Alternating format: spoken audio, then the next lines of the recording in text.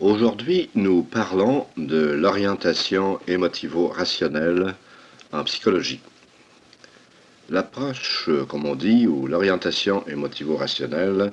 est due à la création d'un certain psychologue américain dont le nom est Albert Ellis. Albert Ellis est tout à fait vivant encore, c'est un contemporain, il est actif, il travaille à New York où il a fondé son propre institut et il est âgé d'environ 60 ans. Il raconte avoir formulé et établi l'approche émotivo-rationnelle vers les années, au début des années 60. À cette époque-là, comme il le dit, il était lui-même d'orientation psychanalytique et après plusieurs années de pratique, c'est à la suite de la déception et de l'ennui qu'il a pu constater ou de la non-efficacité des méthodes qu'il pratiquait jusqu'à maintenant, jusqu'à ce moment, qu'il en est venu à élaborer cette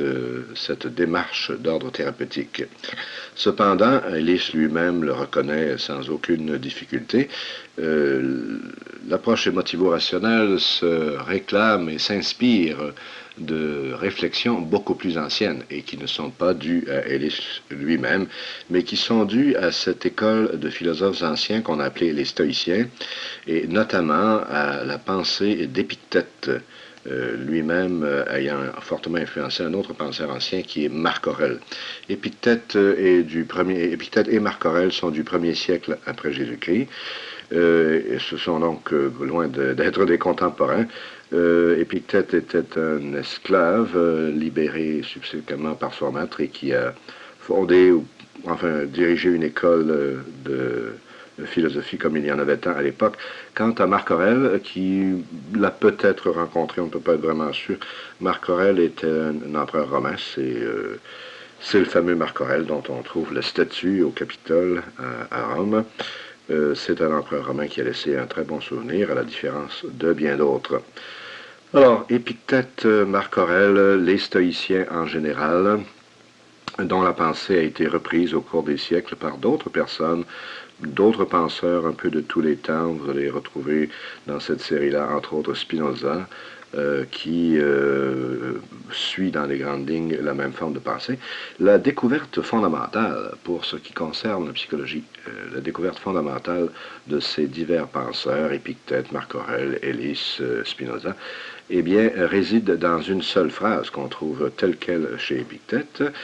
Ce ne sont pas les événements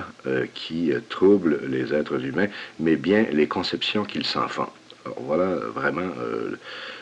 la base de toute l'approche émotivo-rationnelle, cette constatation que les émotions que les êtres humains vivent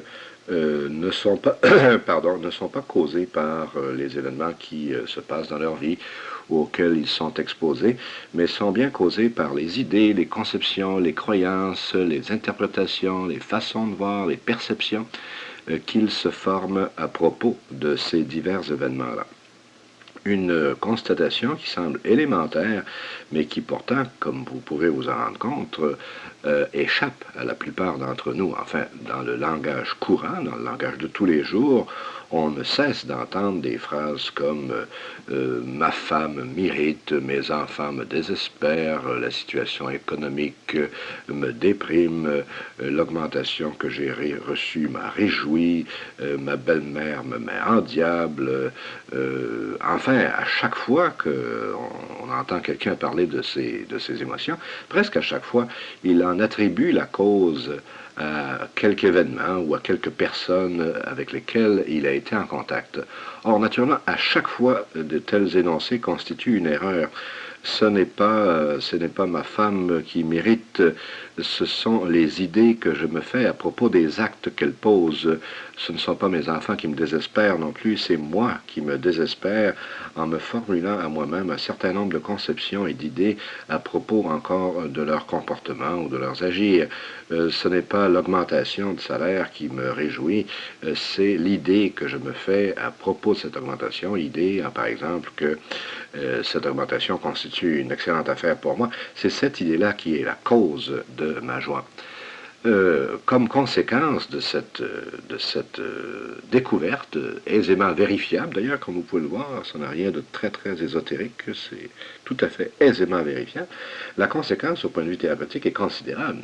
Voyez-vous, au lieu de m'acharner comme aidant ou comme client, si je suis quelqu'un qui consulte un thérapeute, au lieu de m'acharner à tenter de modifier les événements qui se passent dans ma vie pour pouvoir ainsi me payer à moi-même des émotions plus agréables que celles que je ne connais, comme je peux constater que les événements ne sont pas la cause de ces émotions-là, je vais avoir une méthode de choix beaucoup plus intéressante en me disant, bien, ce qu'il s'agit de modifier, ce ne sont pas les événements eux-mêmes, puisque souvent d'ailleurs ils ne sont pas modifiables, mais de modifier les conceptions, les idées, les croyances que je me formule à moi-même à propos de ces événements-là.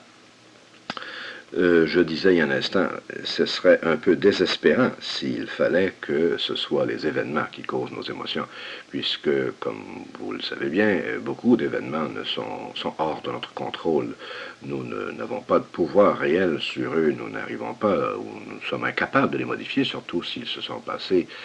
dans notre passé. Nous n'avons pas de possibilité de modifier notre passé. Ainsi, par exemple, c'est l'exemple classique, que quand quelqu'un me prétend ou se prétend lui-même, voyez-vous, dit-il, si je suis timide, inhibé, gêné à l'âge adulte, c'est parce que j'ai été élevé de manière déficiente par mes parents, et il vaut la peine de constater que ceci ne peut pas être vrai et que, au contraire, la timidité, la gêne, le malaise ressenti par cette personne à l'âge adulte est dû aux idées et aux croyances qu'il a dans la tête à ce moment-là. Je concédais tout de suite que ces idées et croyances ont pu connaître une origine historique lointaine, qu'il a pu, entre autres, commencer à penser de la manière dont il pense à 30 ans, qu'il a pu commencer à penser de cette façon quand il avait 4 ans, 5 ans, 6 ans, sous l'influence de toutes sortes de personnes, entre autres de ses parents. Je sais bien que même à 4 ou 5 ans, il avait la possibilité théorique de ne pas accepter les pensées et les croyances qui lui étaient proposées, mais je concédais aussi qu'il les a adoptées sans critique, sans être vraiment très capable à ce moment-là de distinguer ce qu'elles contenaient de vrai de ce qu'elles contenaient de faux. Mais à l'âge adulte, il est tout à fait possible, quoique souvent difficile, pour un être humain de reviser les croyances, les conceptions, les idées qu'il se fait de lui-même ou des choses qui l'entourent et des personnes qui l'entourent,